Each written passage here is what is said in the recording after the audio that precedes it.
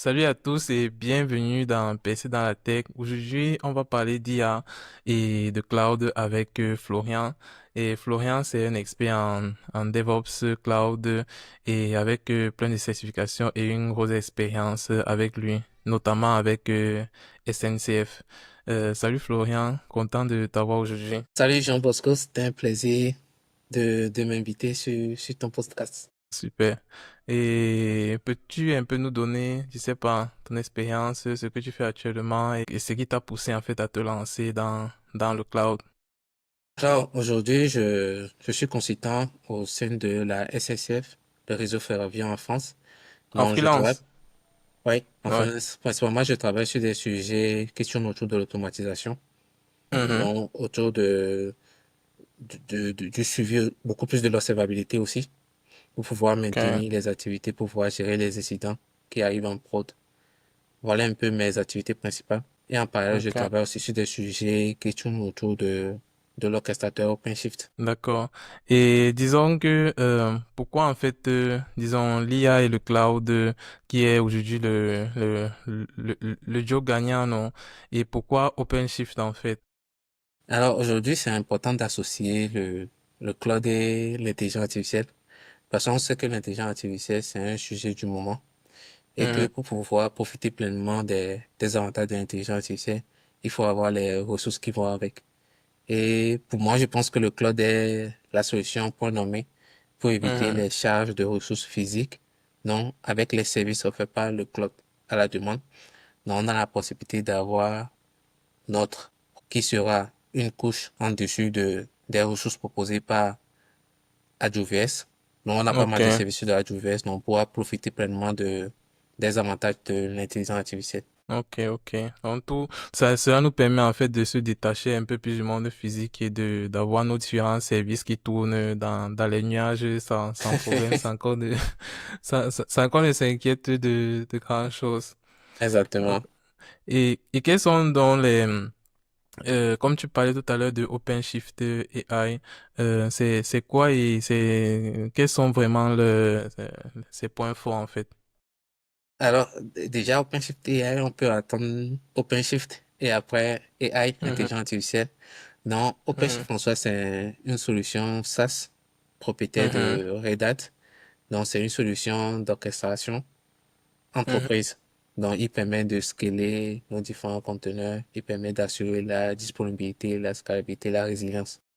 C'est gratuit ou bien c'est open? Oui, on va dire c'est open source, c'est gratuit. Mais pour pouvoir profiter pleinement de ce qu'il offre comme avantage, déjà Mhm, si en, la question précédente c'était beaucoup plus quel est le rapport entre l'intelligence artificielle et le cloud. Donc mhm. du coup, OpenShift aussi qui est un orchestrateur, il faut l'utiliser sur du cloud. Et Ok, sur du cloud, ce sont des services à la demande et qui sont payants. exactement. Donc utiliser un cluster OpenShift sur du cloud, un service à la demande, donc forcément il y a un coût derrière. Mais quand même, il y a la possibilité de l'avoir en local ou d'utiliser différents sandbox. Disons, et à ce niveau, les vrais gros avantages lorsqu'on utilise dans OpenShift AI par rapport peut-être aux services actuels qu'une entreprise a, quels sont les gros avantages d'intégrer aujourd'hui OpenShift AI? Alors, un premier avantage, c'est beaucoup plus la scalabilité parce que Mhm, avec de l'OpenShift, on a pas mal de ressources qui est mise à disposition pour pouvoir mhm, accélérer le traitement de nos modèles ou l'activité qu'on prévoit par rapport à l'intelligence artificielle. Alors, on a la d'accord. scalabilité, on a aussi la possibilité d'utiliser tous les avantages d'intégration continue. Donc, on peut créer des Mhm, workflows, des pipelines, on peut faire mhm. intervenir le déploiement continu et l'intégration continue. C'est-à-dire que Ok. on peut déjà, dans un premier temps, sur de l'OpenShift, on a des workflows qu'on peut créer qui permettent dans un premier temps d'analyser nos données, Mhm. d'entraîner nos modèles et de pouvoir définir l'action qu'on veut faire. Celles-ci vont Donc, faire c'est une carrément détection tout le cycle de vie des données. exactement sur le cycle de vie en tête des données, dans cette possibilité. Et en plus de ça aussi, on a le support Red Hat Mhm. qui vient avec. Donc, il faut dire que le support, elle est payante. Donc, en fait, on garantit avec le support euh, Oui. toutes les SLA, on garantit des règles de SLA sur l'utilisation de l'OpenShift. Ah, ok, par S, tu sous-entends je sais pas, des En fait, erreurs ou bien des mises à jour, des contrats. en fait, c'est des règles qui définissent, en fait, je vais juste prendre un cas concret. C'est-à-dire, si on a un nœud de notre cluster, on a plusieurs Mhm, machines sur lesquelles on fait tourner nos modèles ou l'intelligence artificielle. mhm. Et arrivé un lundi matin, où on trouve que nos, Que notre tout a nœud, planté, tout est tout a planté, explosé. tout est explosé. On sait Oui. plus. On a fait des réunions de crise, mais on trouve pas une solution. Donc, l'avantage du support, c'est qu'on peut créer des cases, on peut créer des Mhm. tickets directement Ok. chez Red Hat pour avoir une prise en compte de, de Mais bon, l'incident. derrière, il Voilà. facture quand même. Oui, il faut forcément. Derrière, il y a une grosse facturation qui va arriver. Ok, ok, c'est clair. Et du coup, OpenShift AI, est seulement dans le cloud parce que tout à l'heure tu as parlé de sandbox. Donc, on peut aussi utiliser OpenShift AI avec des sandbox ou bien d'une autre manière. Effectivement, on peut profiter pleinement, je dirais, des avantages qu'offre OpenShift AI, la scalabilité, Mhm, l'optimisation, l'entraînement de nos modèles, le support. Donc, on peut utiliser le Sandbox et le Sandbox, lui, il est totalement gratuit. On peut profiter mhm. pleinement de l'utilisation du Sandbox. Bon, je partage mon écran pour vous montrer le Sandbox. Ok, Pour pouvoir y accéder, c'est très simple. on laissera le lien en description pour celui qui veut checker cela. Donc, je partage mon écran. Donc, il suffit d'aller sur Mhm, sandbox.redhat.com. mhm, Bon, déjà, il vous suffit d'avoir un compte chez Red Hat, un compte développeur chez Red Hat. mhm. Donc, dès que vous avez un compte développeur, vous pouvez profiter pleinement des outils qui sont proposés par Red Hat. Donc, entre autres, OpenShift AI. Oui. Eux, ils ont un parcours de training ou bien c'est juste des petits tutos qui te permettent en fait de tester déjà les fonctionnalités. Alors, ils ont toute une doc qui vont avec Mhm, et des cas pratiques aussi qui sont proposés pour pouvoir mhm, entraîner nos différents modèles. Il y a mhm. ces deux aspects. Donc, il y a la documentation et il y a aussi des petits entraînements de modèles qu'on peut essayer.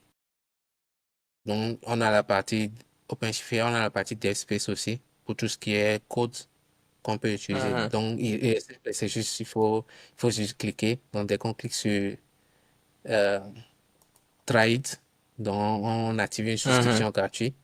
Donc, voilà un peu, il nous propose Exactement. en fait un espace. On peut créer des Exactement. Je projets vois déjà et train, entraîner. save, monitor, manage. Ok, ok. C'est carrément tout le suivi en fait. Donc, entraîner nos modèles, gérer nos modèles. Donc, quand tu posais la question tout à l'heure, si on a des ressources qui permettent de pouvoir pratiquer, donc on a déjà ça. Mhm, Là, on a pas mal de ressources ici, des cas concrets.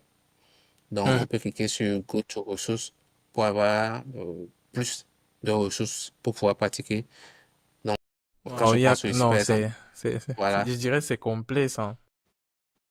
Bon, on a 15 minutes pour pouvoir pratiquer ceci. On a Mhm, Elasticsearch. Voilà, on a pas mal de ressources qui sont catégorisées mhm. aussi ici. Voilà. Donc voilà comment se présente un peu l'avantage aussi, je sais pas si j'en ai parlé, c'est profiter pleinement des avantages de l'OpenShift AI, c'est de pouvoir Créer des intégrer, pipelines. de créer des pipelines. Voilà. Mhm, Je viens à mon home, mhm. donc je pourrais créer des pipelines, je pourrais créer des projets. Donc, c'est une solution vraiment très complète. Mais avec le 100%, on est d'accord qu'on est un peu limité. Ouais, c'est toujours. Et en fait, c'est le but derrière, le but de toute entreprise, c'est de trouver le moyen de rentabiliser. On va t'aider au maximum. Et pour le Exact. produit final, bien évidemment, il va falloir euh, payer une souscription. Ok, super, super. Merci pour la démo. Si je peux me permettre, je vais ajouter juste un petit Non, bien sûr, point. bien sûr, euh, Parce qu'on bien a sûr. parlé de Ajoute cloud même aussi. d'autres, même si c'est que, ajoute même d'autres ressources, ça va seulement aider la communauté, bien sûr. On a parlé aussi de cloud. Donc, Mhm. On peut voir ici, on peut lire Red Hat OpenShift Service. Donc, le sandbox Mhm. qu'on nous a proposé, c'est un sandbox avec un cluster OpenShift sur de l'AWS. Ok. Voilà. Donc, on a pas mal d'avantages. On peut profiter pleinement de ce qu'on veut. Ça voudrait dire en fait que eux ils donnent accès à des ressources gratuitement qui sont directement hébergées chez AWS. Donc normalement quelqu'un pour avoir accès à ça et faire ça lui-même aurait peut-être dû configurer son cluster ou autre par défaut à partir de Exact. zéro. Mais là effectivement tu as déjà ça qui, Exact. qui est généré automatiquement. Ok, Exact. Exact. ok, Donc, c'est c'est plus super. facile de profiter pleinement de ça. Mhm. Ici, Ok. par exemple, on peut créer des machines avec des CPU. On choisit, en fait, vu que c'est du cloud, on peut, si on veut Mhm. créer un environnement de développement en utilisant Mhm. un certain nombre de modèles, donc on peut créer un workbench. Donc, on donne un nom. Je vais mettre, par maladresse, j'ai cliqué sur un bouton. OK. Donc, je vais juste mettre, quoi? Je vais mettre lab 3. Donc, on peut sélectionner l'image. Une image de type de... Voilà. Oh, ok. Avec une librairie qui sera hébergée directement, soit si on veut profiter de TensorFlow. De TensorFlow, ou bien des différents frameworks que chacun a l'habitude d'utiliser. Donc, on va choisir Standard Data Science, par exemple, la version. Et Mhm. on a la possibilité de choisir la taille qu'on veut. Ouais. Parce qu'on est Ouais. d'accord, l'intelligence artificielle il est gourmand en termes de ressources. Si on veut Mhm. entraîner pas mal de modèles. Ouais. Donc, on peut choisir aussi l'image, les ressources qu'on veut utiliser. Et Qui partent jusqu'à voilà, 16 gigas, je vois. c'est ça. On peut aller jusqu'à 16 Go de mémoire et là, on peut créer Ok. une connexion. Ok, ok. Voilà comment ça se présente. Ça veut dire qu'en fait que la sandbox permet quand même de faire vraiment des textes au minimum pour pouvoir apprendre un peu sur OpenShift AI. Tu maîtrises quand même les bases jusqu'à arriver au niveau de déploiement parce que si c'est qu'il y a déjà un tel suivi, ça veut dire que quelqu'un qui suit un peu tous ces petits tutoriels et essaie de s'informer un peu plus avec effectivement de la peut Ouais, après avoir une ouais, compétence. d'accord. J'imagine qu'il y a des certifications spécifiques aussi pour ça, ou bien Il y a une initiative qui va avec. je profite Voilà, pour Red Hat demander Certification. pourquoi tu Ouais. n'utilises pas Google comme moteur de recherche et Non, j'utilise Google, c'est juste que j'ai mis Google par défaut. ok, En fait, il n'y a pas eu raison particulière. ok, d'accord. Bon, on en reviendra. Ouais. Ok, donc du coup, Pas particulière. ok, il propose aussi Ça, c'est cette assertif. certification. Ok, ouais, super. Et c'est Ok. une Donc pour certification où il celui faut qui est démontrer intéressé, son. C'est ça. oui. C'est une certification où il faut démontrer son skill. C'est pas des QCM. Donc, il faut être bien aguerri, avoir un peu d'expérience. Ça se passe comment? Peut-être ça peut intéresser les auditeurs. Mais j'ai démontré son ski, c'est une interview ou bien c'est juste, je sais pas. Non, c'est pas une interview. Red Hat a tout un environnement d'examen. Mhm, Donc, il faut préparer son environnement d'examen avec cette interprétation. Donc, mhm, c'est un environnement isolé. Quand je dis isolé, c'est-à-dire c'est un environnement que Red Hat elle-même te propose où tu n'as qu'à accès à Internet. mhm, Donc, c'est un environnement isolé pour l'examen. Et mhm, pour l'examen, il y a des questionnaires. Donc, on te propose des questionnaires avec un mhm, terminal. Donc, avec un terminal sur lequel tu vas essayer de pratiquer ou répondre à ces questionnaires-là. Donc, voilà comment se présente l'examen. Donc, un environnement isolé, donc avec un terminal, pas accès à Internet et mhm. les questionnaires. Bon, en fait, tu as accès à Internet, mais c'est ça qui te En fait, permet d'avoir le tu as ta porteur. liste des tâches et Et c'est ça. tu vas faire fonctionner tout ça en fait. Tu vas faire fonctionner Ok, Ouais, tu vas répondre au questionnaire et démontrer ton savoir-faire. Je crois que c'est peut-être, c'est similaire au sandbox, d'une certaine manière. Et je crois que c'est assez intéressant parce que là, c'est où tu connais C'est ça. demi-mesure. Exact. Soit tu connais ou soit tu... Ok, On va pas les dire, ok, mais soit tu ok. échoues à l'examen. Exactement.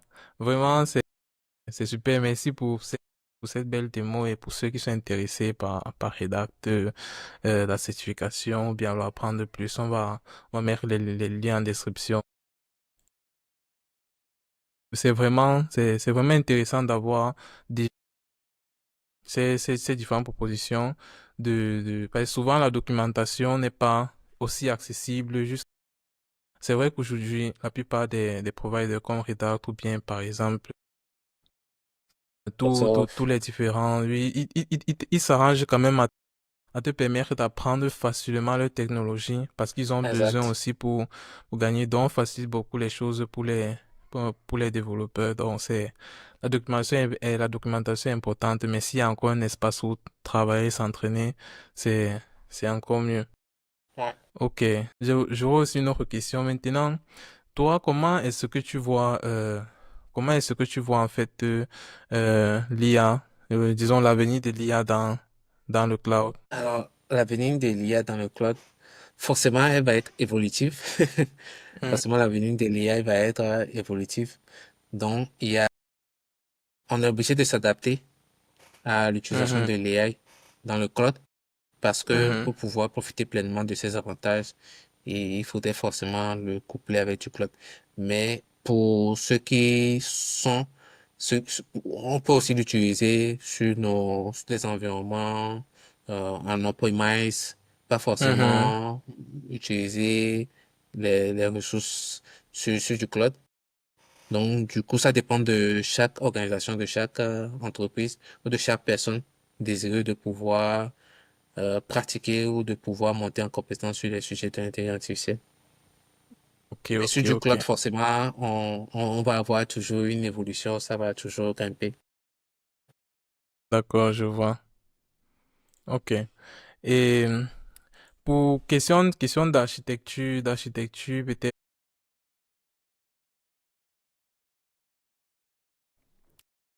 c'est assez complexe ou bien l'intégration disons, facile. Genre, si c'est qu'on reste, on essaye d'intégrer OpenShift je sais pas, dans un projet d'entreprise et tout.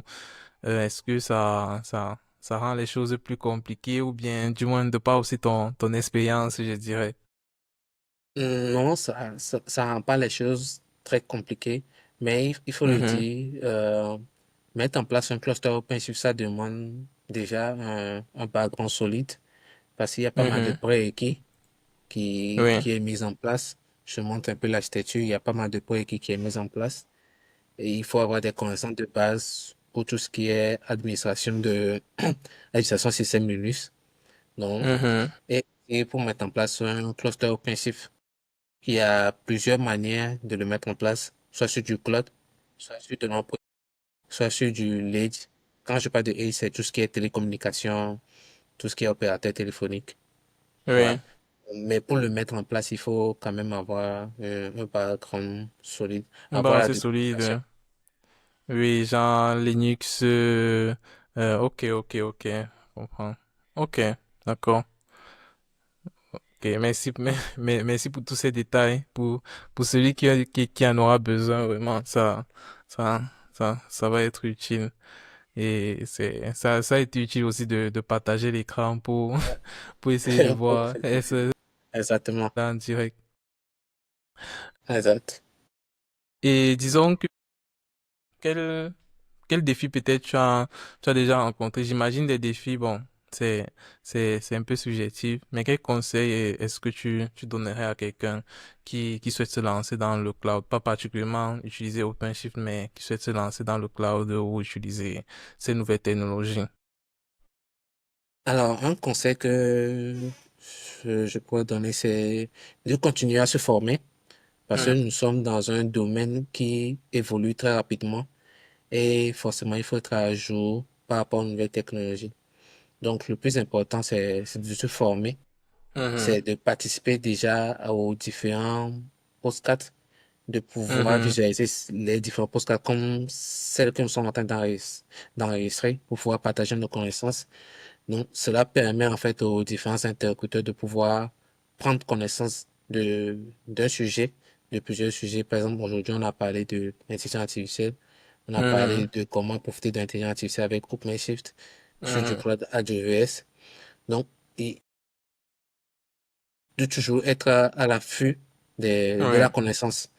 Donc, je pense avec ça déjà, on a un bon levier pour apporter sa contribution. Surtout comme l'IA aujourd'hui, Ouais, entre parenthèses, cherche à remplacer les métiers. les métiers. C'est, c'est important et primordial de chercher à toujours se documenter, d'être à jour et pour ne pas faire partie de ceux-là qui peuvent être, Être remplaçable. être remplacés. Ok, du coup, quel est ton principe clé dans la tech? Est-ce que tu essaies toujours de respecter, quoi? Alors, un principe aujourd'hui, c'est de pouvoir automatiser au maximum. C'est de Mhm. pouvoir automatiser au maximum toutes les actions Mhm. qu'on fait. Bon, de Mhm. pouvoir capitaliser sur pas mal de choses qu'on essaie de toucher dans la tech. Par Mhm. exemple, s'il faut travailler sur de la WS, c'est à chaque fois de pouvoir capitaliser dessus.